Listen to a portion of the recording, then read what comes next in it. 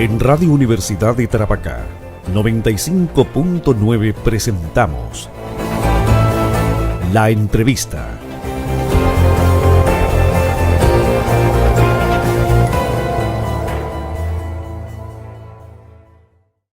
Tenemos entrevista a esta hora en la estación universitaria la 95.9 FM. Invitación al seminario con el que se dará el cierre al segundo ciclo de conversaciones sobre educación intercultural, migraciones y fronteras. Evento que se va a realizar de manera híbrida el próximo 14 de octubre a las 4 de la tarde, hora chilena, 14 horas, hora de Perú, que contempla tres momentos: la presentación de una revisión sistemática de literatura sobre las prácticas de educación intercultural que se han gestado al albor de este núcleo, una mesa de discusión con 4 representantes de la comunidad civil de Tacna y Arica, y la presentación de Katia Araujo, que es académica peruana trabajando en Chile. Eso y mucho más nos van a contar a esta hora Roxana Chiapa, que es académica de la Facultad de Humanidades de la Universidad de Tarapacá, Isiar Dufré, que es investigadora postdoctoral de la Universidad de Tarapacá, y Ricardo Jiménez Palacio, que es profesor de la Universidad Privada de Tacna. Bienvenidos a la estación universitaria a esta hora. ¿Cómo están? Hola, muy buenas tardes. Muchísimas gracias por esta invitación. Hola, buenas tardes. Muchas gracias por esta invitación, Ángelo. Hola, colegas, ¿cómo están? Muy bien. Buen día con todas, con todos. Qué gusto verlos acá. ¿Con quién iniciamos? Esa es la pregunta. Claro. ¿Qué quieres que te contemos? La importancia de la cultura, de la educación intercultural. Lo fundamental.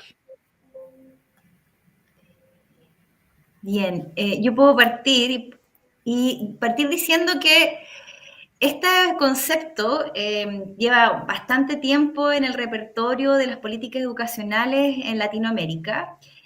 Nace a lo largo y gracias a las luchas indígenas de la región latinoamericana. Y desde los años 90, diversos países en Latinoamérica han tratado de institucionalizar esta política que presenta un escenario, que propone un escenario de reconocimiento de personas, de sujetos que han estado en distintas condiciones de poder, que puedan establecer diálogos entre culturas. Me estoy refiriendo particularmente a la marginalización de la población indígena en nuestro territorio. Y ese concepto de educación intercultural, que ha estado mucho tiempo en las conversaciones, sentíamos la necesidad de problematizarla en el contexto de la frontera Arica-Tacna. Y así es como nace este grupo, este núcleo de investigación, educación intercultural, migraciones y fronteras, como una iniciativa colectiva, un espacio híbrido que agrupa a investigadores de distintas regiones de Chile, Perú y otros países latinoamericanos. Y no sé si alguno de mis colegas quiere complementar. Sí. No, bueno, de hecho, la frontera Tacna-Arica, la frontera Perú-Chile, es una frontera que ha atravesado históricamente varias identidades, ¿no? Desde la época precolombina, con los pueblos originarios, después con toda la época colonial, con la época republicana, y hoy en día con todo el periodo de globalización y movilidad humana que compartimos entre Tacna y Arica. Yo creo que todos esos procesos, los cuales tenemos siglos juntos, nos hace poner en debate precisamente la forma en cómo las culturas se van interrelacionando entre sí en este espacio, ¿no? Entonces, yo creo que este espacio entre Tacna y Arica es muy enriquecedor en el campo empírico, en el campo de la discusión, y creo que no estamos exentos de ese debate en las universidades, ¿no? ¿Qué es lo que se puede extraer respecto a este ciclo de conversaciones, respecto a la educación que se crea, de lo que se genera, los estudiantes, por ejemplo, los jóvenes que están, las diferentes realidades que se crean en general?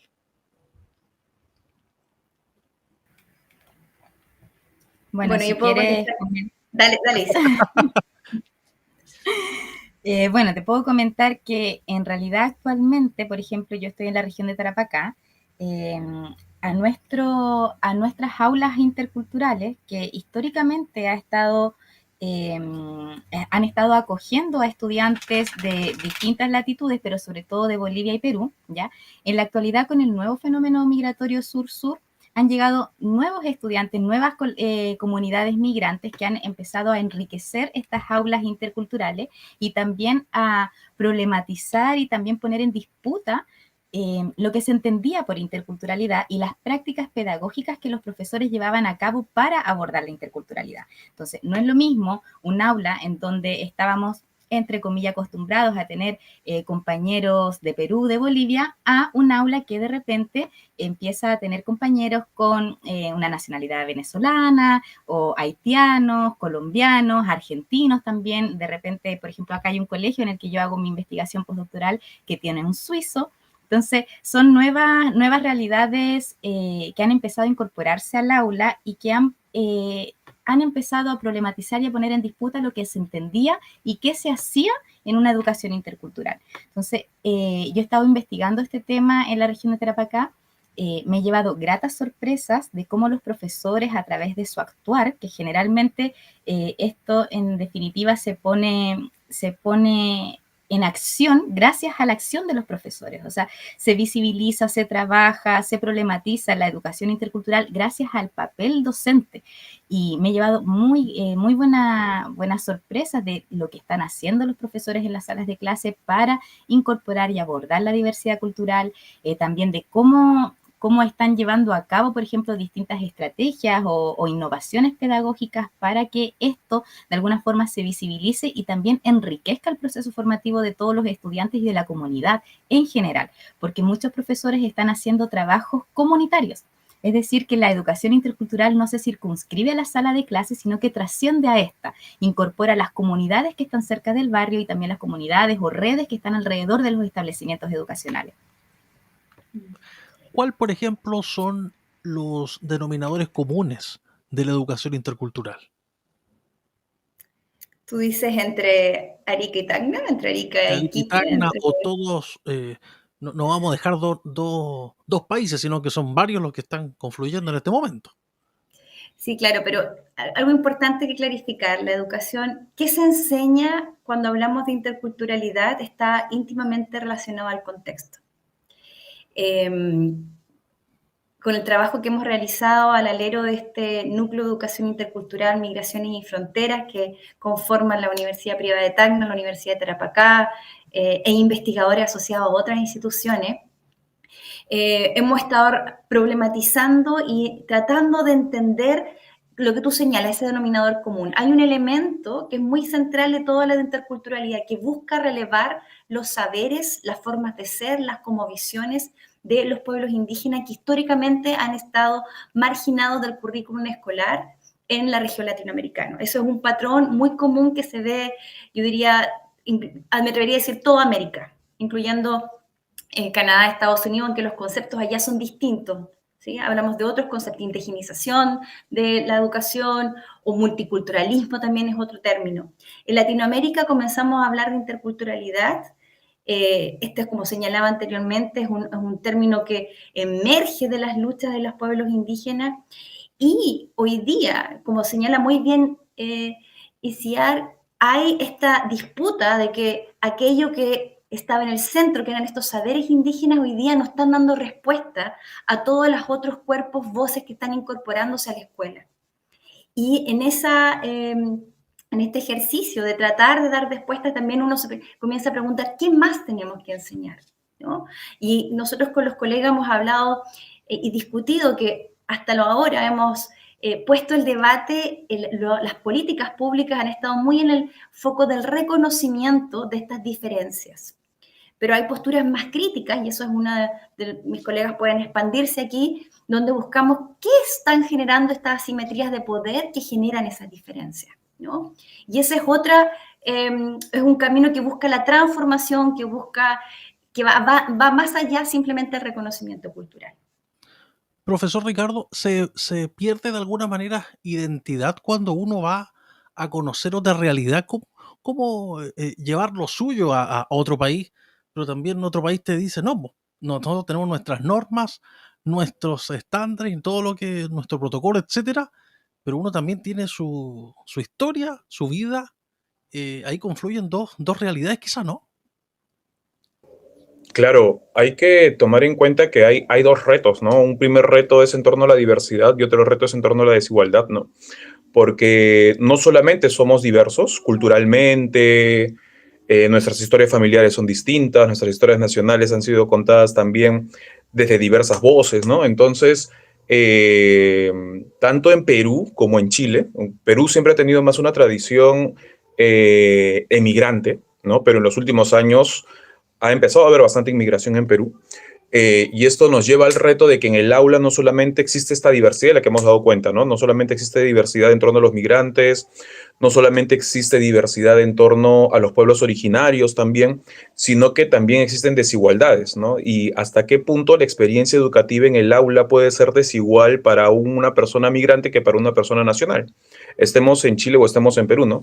O hasta qué punto la experiencia educativa puede ser desigual entre alguien que es aymara hablante que alguien que es hispanohablante, ¿no? Entonces, yo creo que cuando hablamos de educación intercultural hay que poner en el debate en la mesa de debate estos dos puntos, ¿no? Por un lado, la diversidad que yo creo que ha sido resaltada por la comunidad científica, lo hemos encontrado, ha sido una esperanza constante en las políticas públicas, pero creo que poner en debate la desigualdad en torno a la experiencia educativa es algo que todavía es un reto, no tanto por el sector político como por el sector académico, ¿no? Entonces yo creo que hay que resaltar esos dos elementos y que es un reto común que compartimos entre Perú y Chile, ¿no? Y sobre todo entre Tacna y Arica. Isiar, ¿está preparada la educación latinoamericana para que confluyamos todos de alguna manera en sí? No exista esta desigualdad que actualmente está existiendo. Perdón, no entendí la No sé pregunta, si ¿cuál era? De alguna manera, ¿la educación latinoamericana está preparada para que confluyan varias nacionalidades y se centre en uno solo, una base, o todavía existen muy marcadas las diferencias, ya sea educativas, culturales, por ejemplo? Sí, o sea, yo creo que en esencia la región latinoamericana hace una resistencia a las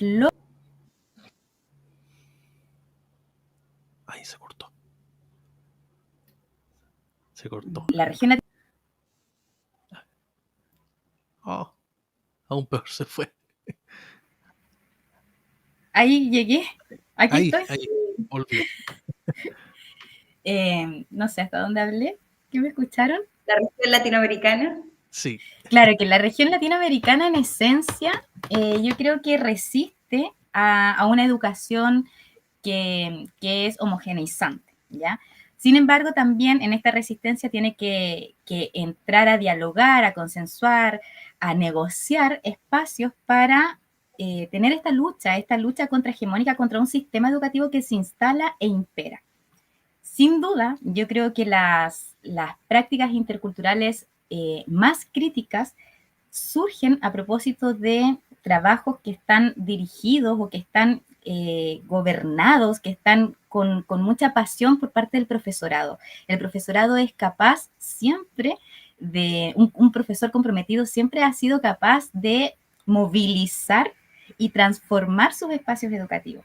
En ese sentido, yo creo que sí, en Latinoamérica se están llevando a cabo prácticas interculturales muy críticas que están resistiendo contra el sistema educativo, contra un sistema educativo que es homogeneizante, que es asimilacionista, pero todavía nos falta encontrar nuevas fórmulas para contraatacar a este sistema y seguir encontrando esos espacios, esas grietas que nos permitan seguir trabajando lo que es una interculturalidad crítica, avanzar hacia allá. Todavía nos faltan encontrar las fórmulas, pero tenemos las ganas. Eso sí se ha visto, que existen las ganas de avanzar hacia una educación intercultural crítica, pero todavía falta encontrar las grietas para llevar a cabo estos procesos contrahegemónicos.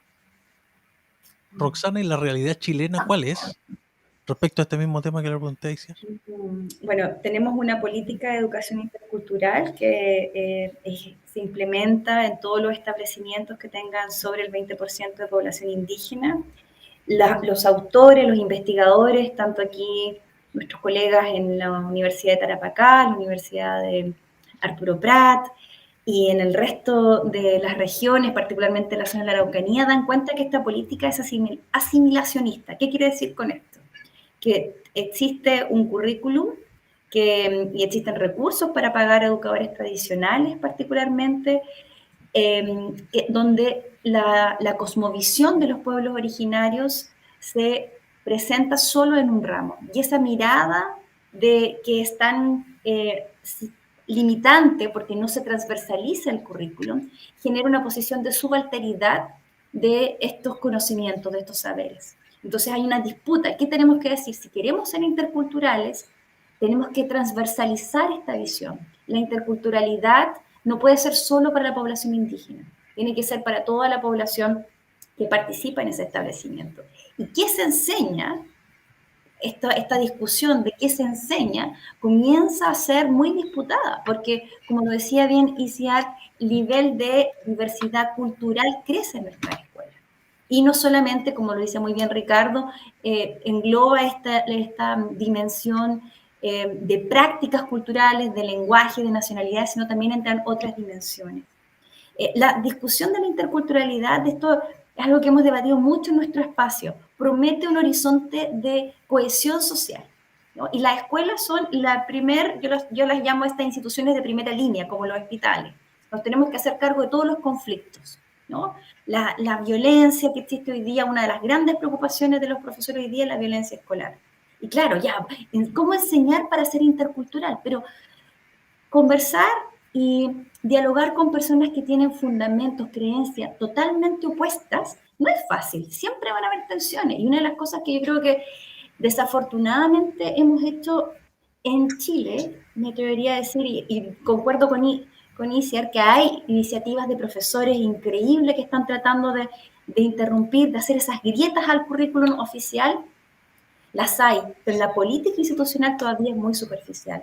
No hablamos lo suficiente del tema y tenemos un déficit muy importante en la formación de profesores, en la formación de médicos, en la formación de psicólogos, de trabajadores sociales, de tener esta mirada, esta dimensión intercultural, no solamente para resolver estas relaciones sociales, sino, como decía muy bien Ricardo, de cómo nos hacemos cargo de las asimetrías, de las desigualdades que generan la construcción del otro. Profesor, ¿cuáles son los ejes de la educación intercultural? Sí, en el caso peruano existen las escuelas interculturales bilingües, ¿no? Y este hecho de las escuelas interculturales bilingües viene de una tradición que empieza a tomar forma en el 70, en el 80, se institucionaliza en el 90. Sin embargo, cuando seguimos hablando de interculturalidad en el plano de la práctica educativa, se sigue pensando en la cultura en tanto lengua, ¿no? Entonces, se retira el lenguaje de la cultura y como que si la cultura estuviera en otro lado y la lengua en otro lado, ¿no? Además, esto no solamente conlleva que se aísle la lengua de la cultura, sino que además se folclorice la cultura, ¿no? Entonces, pueden haber muchas actividades, entre comillas, interculturales, ¿no? Que pueden resaltar el folclore por un lado, que pueden resaltar la lengua por otro lado, pero como que no hay un enfoque integral de la cultura y que ésta sea un espacio de debate en el aula, ¿no? Aceptar la cultura en gran parte es aceptar los conocimientos del otro, ¿no? Hace muy poco en Perú tuvimos, y creo que hasta ahora continúa, incendios en la Amazonía, ¿no? Y, o sea, un tema muy raro que pase en la Amazonía, pero muy preocupante para nosotros, ¿no? Entonces, ¿por qué en ese contexto no resaltar qué valor tiene un bosque para los pobladores de la Amazonía, ¿no? O qué valor tiene un bosque para las poblaciones amazónicas? Entonces, ¿hasta qué punto esos saberes de qué tanto valor puede tener un bosque puede resultar incómodo o no a un sistema económico mucho más grande, ¿no? Entonces, eso nos lleva a pensar por qué ciertos aspectos de la cultura se toman y por qué ciertos aspectos de la cultura no. Y cuando hablamos de una interculturalidad desde un enfoque crítico, pasa precisamente por también poner en duda los conocimientos propios que nosotros tenemos, ¿no? Entonces, yo creo que ese es el reto de la interculturalidad en la educación, ¿no? Poner en debate aquellas cosas que nosotros creemos ciertas, poner en debate aquellas cosas que nosotros como cultura hegemónica no quieren soltar, ¿no? Y no solamente tomar aquellos aspectos de la cultura que nos gustan, ¿no? Como la lengua, como el folclore, sino tomar la cultura como un marco de comprensión de la vida en general, ¿no? Entonces, en el caso peruano, se continúa con la educación intercultural bilingüe, hay muchos esfuerzos por eso, pero posicionar la cultura como un saber y que eso tiene que discutirse en el aula, yo creo que aún es un reto pendiente. Isia, los retos digamos, de lo que se propone en la educación intercultural chilena, los retos, los grandes retos que tiene Chile con respecto a esto. Sí, bueno, muy alineado con lo que comentaba Ricardo, pero sobre todo también incorporar estas nuevas identidades, incorporar a las nuevas identidades migrantes, no solamente circunscribir la educación intercultural a nuestras comunidades indígenas, a nuestros pueblos originarios, sino también incorporar y entender que la interculturalidad trasciende lo indígena, también incluye a lo migrante. Ahora, ¿cómo diseñamos una propuesta pedagógica que involucre a todas las identidades culturales que están en el aula? Eso yo creo que es uno de los desafíos más potentes que tiene actualmente la educación en Chile. Y también no olvidarse, que muchas veces ocurre, que también mucho de la política pública chilena se olvida de las comunidades rurales. Ahí también se vive la cultura, hay una cultura campesina, hay una cultura distinta que también se está olvidando. Entonces, hablar de educación intercultural implica entender que la cultura, que todo es cultura, que todas las personas tienen una cultura, que hay que incorporar la educación intercultural de los estudiantes con ascendencia indígena, de los que pertenecen a comunidades migrantes, también de la comunidad campesina. O sea, hay múltiples identidades que se tienen que trabajar en el aula y entender que la cultura no es estática, que se mueve. Entonces, se va moviendo y se va co-construyendo. En este dialogar, en este compartir, se va co-construyendo y es eso lo que se tiene que empezar a trabajar. Porque, por ejemplo, no basta y no es para nada suficiente decir que aquí todos somos iguales, ¿ya? Entender una práctica pedagógica intercultural como no, yo no hago diferencias, aquí todos somos iguales. Eso no es suficiente. De hecho, eso invisibiliza la diversidad. Entonces, pensar que estamos siendo inclusivos cuando tratamos a todos, o sea, cuando entendemos que acá somos todos iguales, no es ser ni hacer una educación intercultural. Roxana, es quizá ser idealista pensar que se puede hacer una educación intercultural más bien personalizada, porque eso es casi imposible, ¿o no? Para América Latina. ¿Cómo dejamos a todos contentos de alguna manera? Yo creo que es importante saber cuál es el horizonte, ¿no? Y Ricardo lo planteaba muy bien. Hay un reto que es trascendental, que es avanzar a preguntarse cuáles son los mecanismos que están reproduciendo la desigualdad en las escuelas. ¿Cuáles son los saberes que se privilegian? ¿Cuáles son los cuerpos que se privilegian? Y esto, incluso uno podría decir, hay colegas, nuestro colega Carlos Mondaca, él piensa en el concepto de la inclusión. Una colega en el sur de Chile habla de la educación antirracista, que es un marco también muy relevante para decir cómo las estructuras sociales permean las relaciones sociales.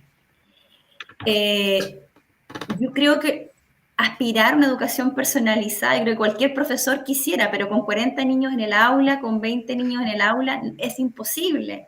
Pero sí podemos hablar y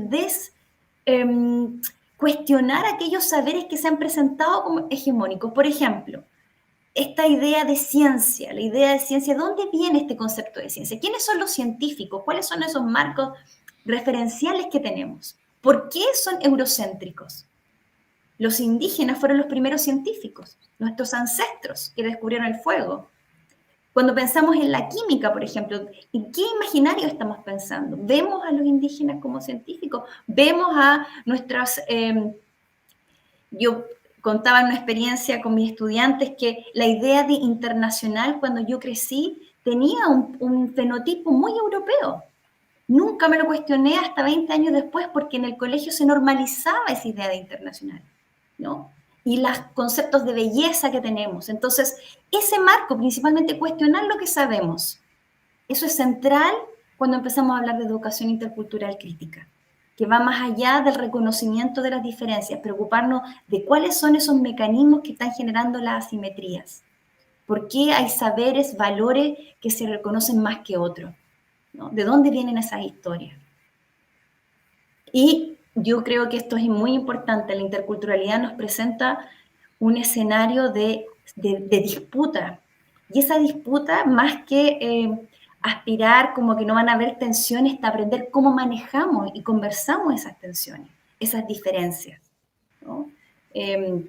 Nadie quiere perder privilegio en estas sociedades tan neoliberalizadas. Y yo creo que eso, pensar que la educación intercultural nos va a mover en un horizonte distinto y nos va a sacar de ese contexto material sería muy iluso. Al contrario, yo creo que tenemos que reconocerlo para problematizarlo y ver cómo podemos imaginar contextos distintos, asumiendo esas tensiones. ¿Cómo confluye en un mundo tan, lo comentabas tú, tan individualizado, tan yo nomás, yo, mis cosas, lo que a mí me importa es la educación intercultural?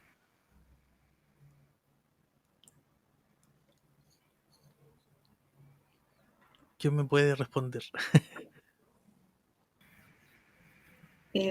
No sé quién quiere, colegas, pero yo podría decir, el momento neoliberal en el que estamos viviendo tensiona los objetivos colectivos, todo el tiempo. Lo vemos en condiciones muy prácticas, por ejemplo, los incentivos que tienen los profesores. Con los colegas en el albor de este espacio, en el núcleo, tratamos de conectar con esos profesores que están implementando prácticas de educación intercultural crítica. Muchos comparten esta visión, esta necesidad de hacer cosas, pero ¿cuáles son los incentivos? ¿Por qué te evalúan al final? Cuando una colega, una estudiante de pedagogía en química que vive en la ciudad de Calama, donde más del 40% de su aula son estudiantes migrantes, otro porcentaje estudiantes atacameños, ella es una profesora aymara, me decía, profe, pero aquí nadie habla de esto. Estamos hasta las masas con lo que tenemos que hacer, no tenemos tiempo de preparar clases. Ese neoliberalismo que es muy concreto en los incentivos económicos, en este imaginario de la productividad, en el rol que le hemos dado a la educación como un producto de consumo, permea estos otros proyectos que son colectivos, que tienen un afán de cuestionar el proceso de colonización que hemos tenido. Entonces, claramente no es un tema fácil y por eso la relevancia de que colegas de distintas partes nos juntemos a conversar y estemos fraguando proyectos que quieran ir más allá de lo académico, que quieran ir más allá de elucubrar teorías, sino qué vamos a hacer en la práctica. Bueno, yo tengo una pregunta para los tres. ¿Por qué es fundamental seguir conversando de estos temas, educación intercultural, migraciones y fronteras, sobre todo en este tiempo? A mí me gustaría, súper breve, contextualizar el porqué a un hecho que nos ocurrió a nivel mundial que tiene que ver con la pandemia. ¿Y cómo lo voy a unir al tema intercultural? Me he percatado en este trabajo de campo que los colegios, actualmente el foco está puesto en la salud mental, en la cuestión socioemocional, a propósito de todas las complejidades que trajo el fenómeno pandémico, ¿ya? Sin embargo, no hay una articulación, no se observa que haya no sé cómo decirlo, que puedan articular lo que implica la salud mental y la interculturalidad. Entonces, ¿qué ocurre? Por ejemplo, cuando yo voy a los colegios y les converso sobre interculturalidad, me dicen, sí, es súper importante, pero ahora necesitamos salud mental. Ese es nuestro foco. Sin embargo, el tema es que si no hay interculturalidad, no va a haber salud mental. Entonces, ahí hay un desafío entre la academia, los profesores, los establecimientos educacionales, de entender que para mejorar la salud mental, el componente socioemocional, las prácticas inclusivas, la educación intercultural, todo tiene que trabajarse de manera imbricada, porque no podemos convertir los fenómenos o los procesos o los avances en cosas estancas como si no estuviesen interconectadas. Entonces, cuando yo les digo, pero no se da cuenta que si es que trabajamos la interculturalidad puede mejorar el fenómeno, el proceso, las dificultades de salud mental, o puede fortalecer el componente socioemocional de los estudiantes, pero claro, lo ven como focos separados. Entonces, uno de los desafíos sería justamente intentar articular estos fenómenos. Quizás mientras Ricardo arregla el audio, solo quisiera agregar que la interculturalidad crítica, más allá del reconocimiento de las diferencias y que busca que nos llevemos bien para trabajar más, hace una invitación con una aspiración de justicia social. Es un proyecto de largo plazo. Es un proyecto además que se hace cada vez más relevante porque las condiciones de crisis ambiental que hoy día tenemos, de genocidios en el mundo, lo que auguran es que vamos a seguir teniendo movimientos, flujos, desplazamientos no deseados de personas.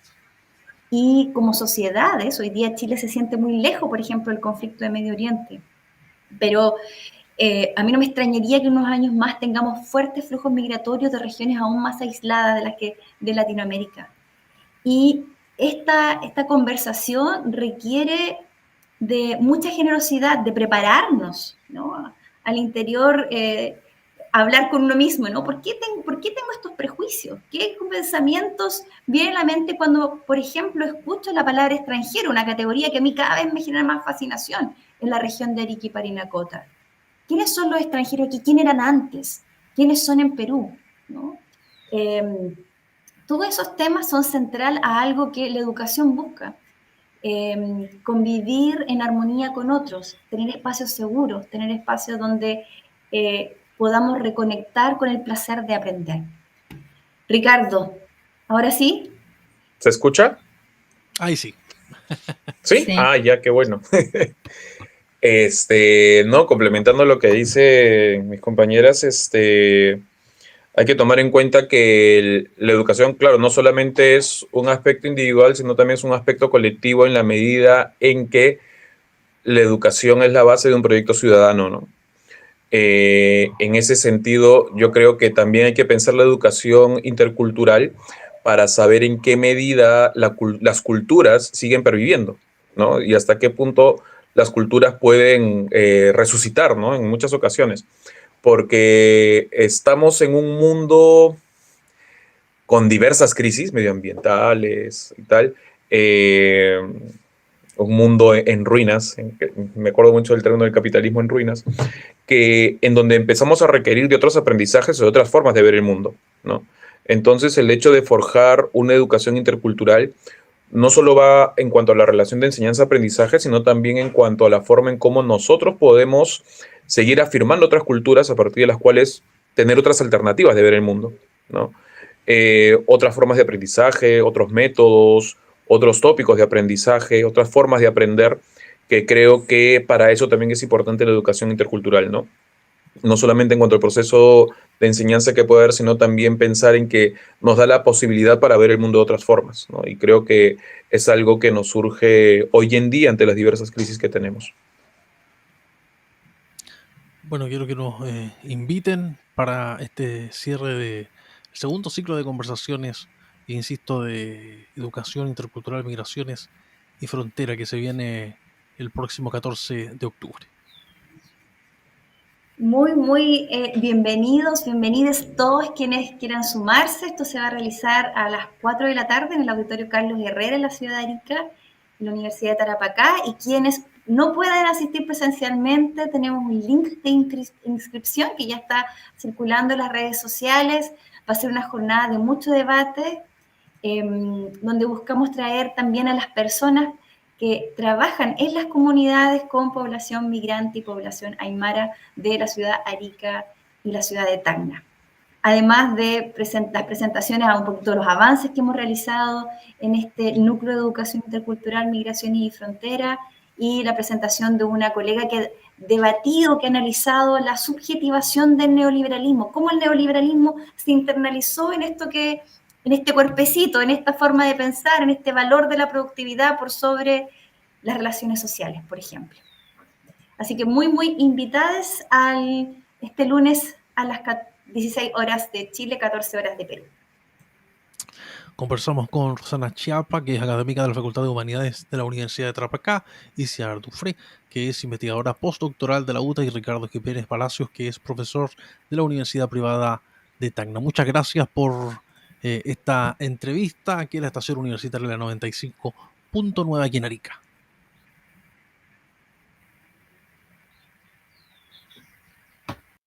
Nosotros nos reencontramos muy pronto donde exista una nueva información, una nueva noticia aquí en la 95.9 y recuerde, estamos también en nuestras redes sociales.